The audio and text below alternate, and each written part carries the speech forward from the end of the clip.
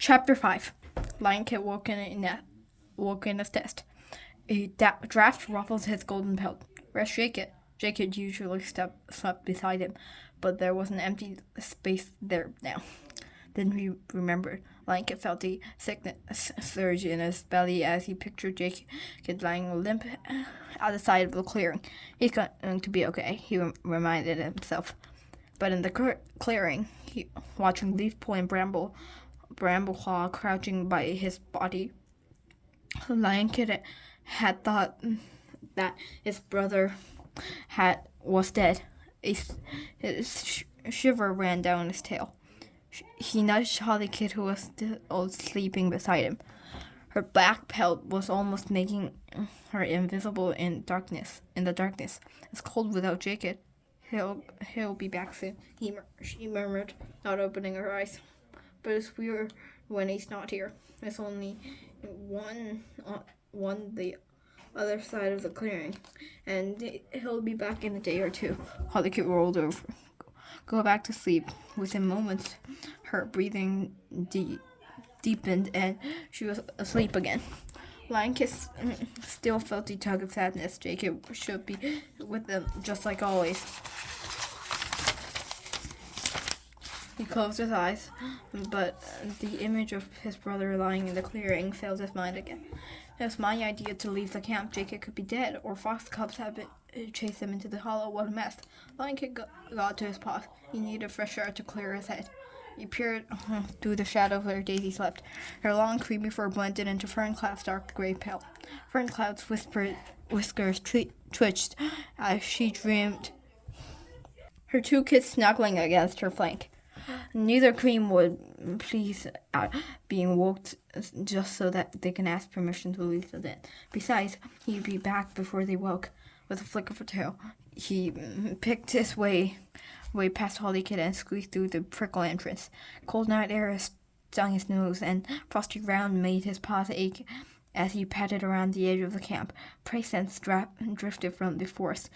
A bird chattered an alarm call away. He glanced up at the leopard pelt spread across the inky sky far away. He was glad StarClan had let Jacob stay down here with his clanmates. Perhaps he would not look on his brother. Leafpool would be asleep by now. Lion Kid kept to the shadows, painfully aware that he was not supposed to be outside the nursery without permission. As he crept along the stretch of thorn bush, he sealed the camp. His heart seemed to pounce in his chest loud enough to wake his clanmates.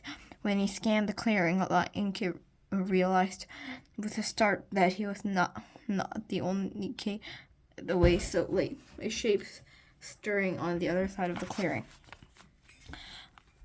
The lazy outline of the cat peeled away from the shadows, followed by another.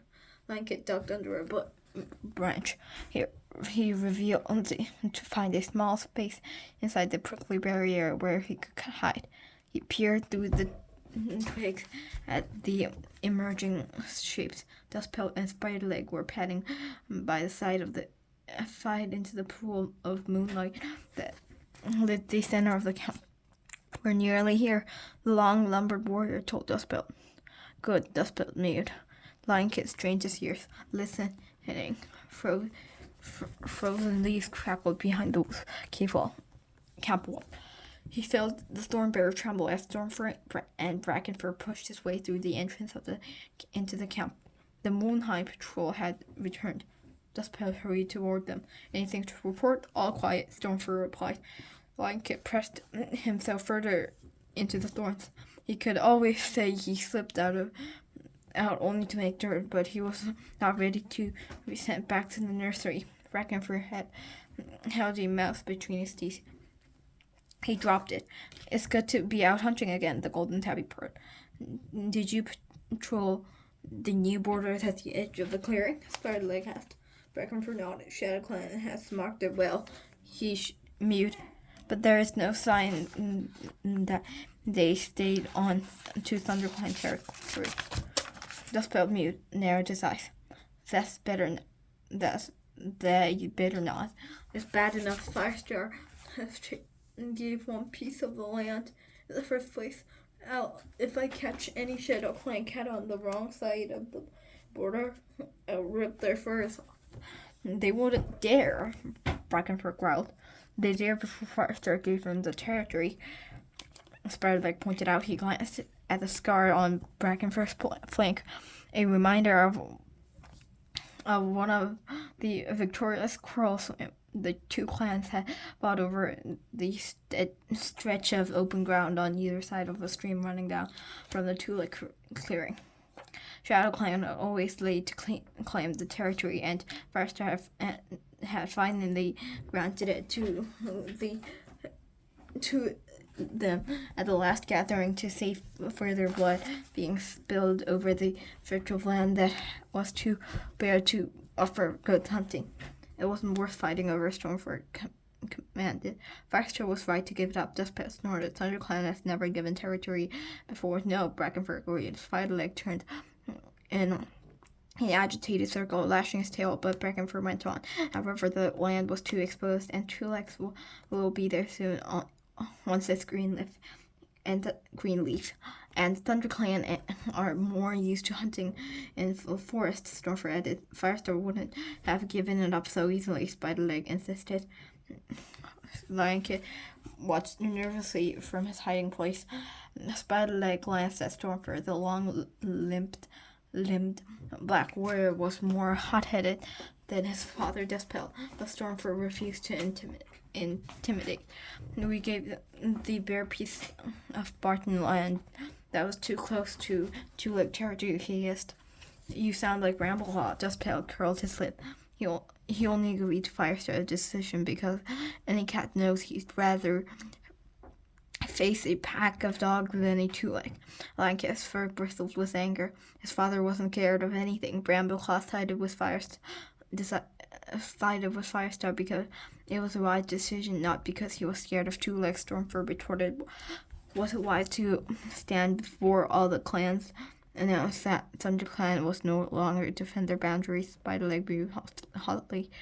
Shadow Clan has no right to sit one mangy paw on ThunderClan land. Well, it's Shadow Clan's land now, Stormford concluded. Spiderleg glanced up at him. Of course, you don't care how much territory we give up, he snarled. You're not a ThunderClan cat. Lankit flinched. Stormford had fought off the invading Shadow Clan warriors as fiercely as any cat. He watched closely, waiting to see how the Grey Warrior would react. But Stormford only stared back at Spiderleg, his eyes wide with shock. Brackenford stepped between them, his eyes squinting anxiously in the moonlight. It doesn't matter if we disagree, he mewed. This decision has been made, but now Shadow Clan will think they can take whatever they want from us, Spiderleg objected. Firestar has made it clear he was doing Shadow Clan a favor when he let them take the land. Brackenford reminded him he left no cats in any doubt that he was acting out for wisdom rather than weakness. Then why did One Star and Leopard Star look so interested? The spell snapped. It was obvious they thought ThunderClan couldn't defend their territory. What if Wind Clan decides that they want a piece of the forest on the other side? Spiderleg chipped in. One Star hasn't been exactly a friend of ours since he became leader. He's become okay since he helped her with the badger attack, Brackenford pointed out, but he's still going to be looking out for his clan. The spell argued. He thinks we're weak. He might see a chance to expand his territory. Can you imagine Firestar giving up any prey-rich part of our territory? Stormford asked. Dustpale glared at him for a moment, then he dipped his head. No, he conceded, and we don't have to worry about River Clan, Brackenford pressed. We are sure no boundaries with them, and Leopard Star has been quiet since Hawkfrost died on our territory. Does any cat really know what happened to Hawkfrost? Stormfur asked. Only Firestar found his body while he was patrolling with Brambleclaw and Ashfur, Spiderleg mewed.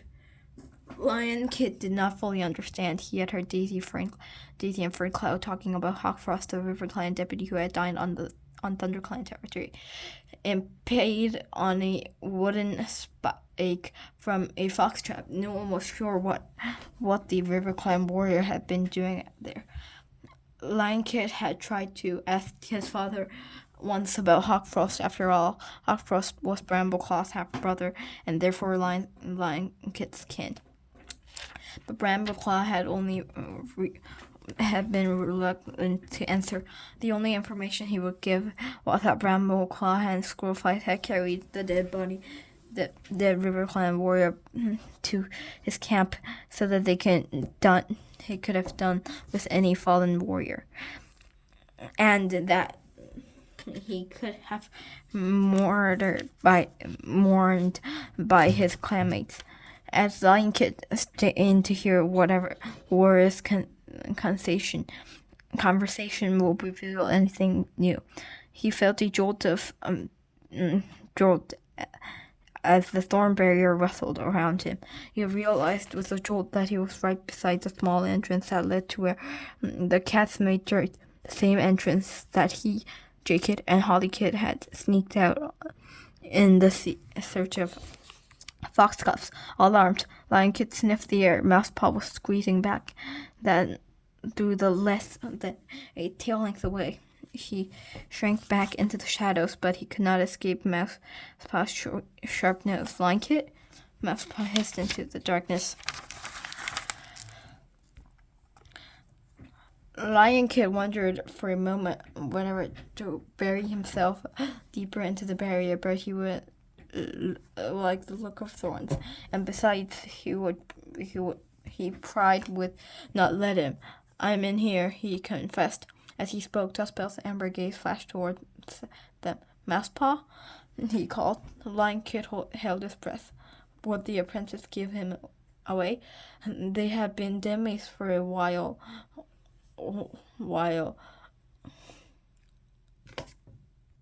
They had been deadmates for a while in the nursery, but Mousepaw might side the warriors now. "I'm just on my way back to the den," Mousepaw told Dustbell. A moment later, squeezed into Lion Kit's hiding place. "Aren't you supposed to be in the nursery?" he whispered. Lion Kit flicked his tail crossly. He was grateful that Mousepaw hadn't given him away, but he hated being treated like a feeble kid. "I couldn't sleep," he grumbled. "I used to have J-Kit around." Why were Dustpelt and Stormfur arguing? They were talking about Firestar's decision to give ShadowClan the bit of land by the river. Lion Kit explained. Dustpelt accused Stormfur of not being a real ThunderClan warrior. Mousepaw flattened his ears, shocked. "I'm surprised that Stormfur didn't shred him. But Stormfur's not a real ThunderClan warrior, is he?" Lion Kit pointed out, puzzled. "We should better not say that to his face," Mousepaw warned. "But he's born in River Clan and lived with the tribe." "Mousepaw?" Dustpelt's voice sounded from the clearing. Mousepaw shoved Lion Kit further into the bush. He sniffed a squeak of pain as the thorns dug into his pelt, and Mousepaw squeezed under the branches. "Shouldn't you be back in the apprentice's den?"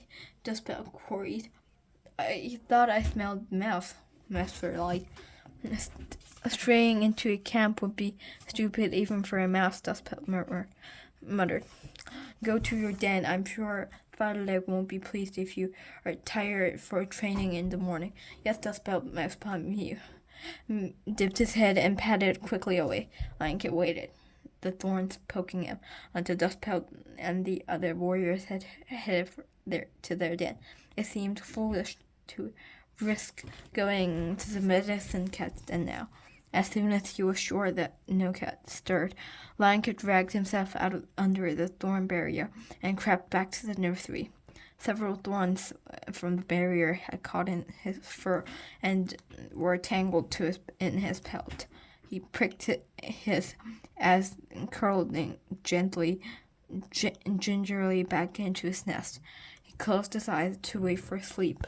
But his conversation with Mousepaw echoed in his mind. It hadn't occurred to him before how important it was to the warriors, whatever a cat was, truly ThunderClan or not. His place in the clan has always been something had taken granted.